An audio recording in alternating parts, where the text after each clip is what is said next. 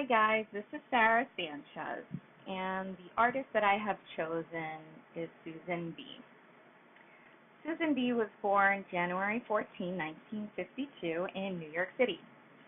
She is a painter, she's an editor, a book artist who lives in New York City.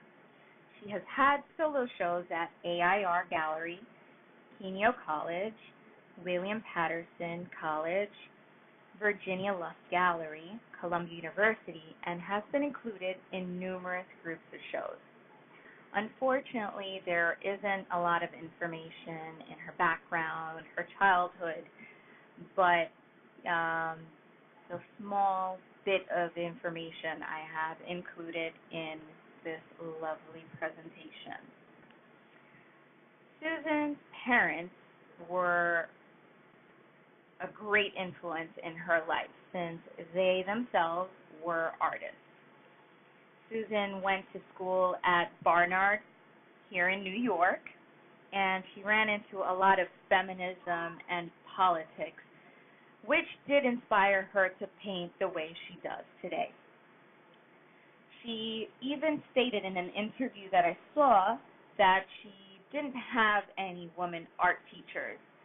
So seeing artwork painted by feminist artists really excited her and inspired her and motivated her to paint what she has painted since the beginning of time, which was in the 1980s. Susan, she reminds me a lot of I pronounced that completely wrong. Artemisia Gentileschi. And although their artwork is completely different, but they are both motivated by their history, by what is happening to them at the moment.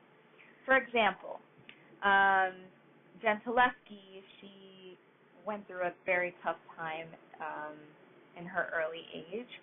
She was unfortunately raped, but she used that power, she used that rage, that anger to paint the many paintings and the way she did. Here with Susan, you have a lot of men taking the glory for their paints. Yet women don't really get recognized. So this is why she used that fuel, I'd say, to portray it in her paintings. That's what inspired her. She has a lot of different ways of painting. She'll paint with abstractions, some figurations. In a couple of paintings, you'll see that she'll draw more of a graphical figure.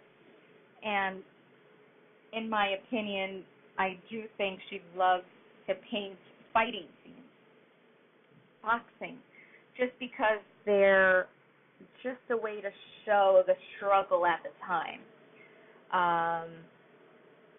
Doomed to Win is one of the pictures that I have here. And you see this woman that kind of looks like she's pregnant, and she's wearing a dress like women tend to wear, especially back in the days. And then you have two men guiding her. And I believe she did get this scene from a movie, and obviously it was not a woman sitting there, it was a man. But she changed it up. She says that, women can do as much as men can do. They can succeed just like men can do. They can fight just like men do. They can paint just like men do. And how come we don't get the glory as women, So in another scene that I included was of her painting herself. It's called Piggy, painting the artist. And that's how she sees herself at the moment that she was painting this portrait on the canvas. She saw herself as a teacher. And normally art teachers are, frowny and they're mad and they're very serious. So that's why she painted the piggy. But it's just the colors, the bold statements that she has that I love. and it depicts her from other artists that we have seen throughout our class and throughout our discussions. But again, one of the artists that did come to mind because of that passion that they related what they were going through at the moment was Miss Gentileschi. A painting itself that I love is this one painting called POW. Makes a big, bold statement. And again, I love it. I love how she demonstrates how women have to fight to be noticed in the art world and how can beat a man any day of the week. It says that we are strong. The colors in the background that she used, the red, the green, the mustard yellow, the black, they are bold. She has bold lines. She has splatters all over the canvas.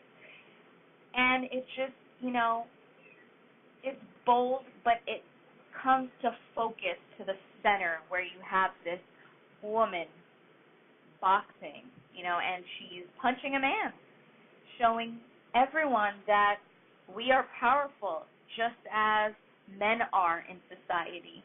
And if they're able to become famous and sell many artworks, why can't we as women?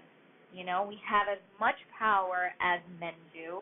And, something that I just love is that she never let anything stop her. It didn't matter if it took her years to be recognized or, different comments bringing her down, like I'll show you in my next slide. She didn't let any of that bring her down, and that's something that I love, that I myself take to, to my person, and I use that as an experience. Unfortunately, art with me does not pay my bills, and I love to paint on canvases with acrylics and oil paints, but, I continue that passion on the side and, continue to work regular because I have to pay my bills and I have a family. But getting back to, some statements that she didn't let it stop her. She didn't let the comments bring her down, basically. And she mentioned these statements in the same interview that I mentioned before, the video. Unfortunately, I was not able to download it because it's on YouTube and I don't know how to download, but I did put a link on, and I will also link it up when I paste this presentation online. But yes, getting back to this, what people told her in her own studio were, you need to build up your stamina. You have too many ideas. Your work is too complex. You painted this? I'm too booked right now. I like them, but I really can't use them. Are these realistic? Come back when you have 6 more just like these. And something that she did mention was that when she would get these comments like, come back when you have 6 like these, or can you draw 8 more canvases just like these, she would have much difficulty painting the same art form. Every picture that she paints, every art that she does, they're unique in color, in texture. Everything is different, even though she might paint 3 different sceneries of boxing, and I showed you guys 2 previously, but they were different. You have one woman just punching a guy, then you have a different woman sitting in a chair taking the person of a man, in this movie that she was talking about. It's inspiring to see that she did not let none of these comments bring her down or stop her whatsoever. And that's what we need to do. Something that I constantly remind myself. Don't pay attention to the negative critiques. Take it as it is. If there's something you can learn about the critique, learn it, try something new, but stick to your passion. Don't let anyone bring you down. Don't let anyone tell you you can't make it, you can't do it, you're too old, you're too young, your painting looks like a mess, or your art is a mess. Everyone is unique in their own special way, just like Susan is, just like I am, and just like each of us are. We each paint differently. We each do things differently. And we each have different passions, and we just have to go with our passion, whatever it is. If it's singing, if it's playing music, brass, piano, violin, painting, writing poetry, writing song lyrics, it doesn't matter.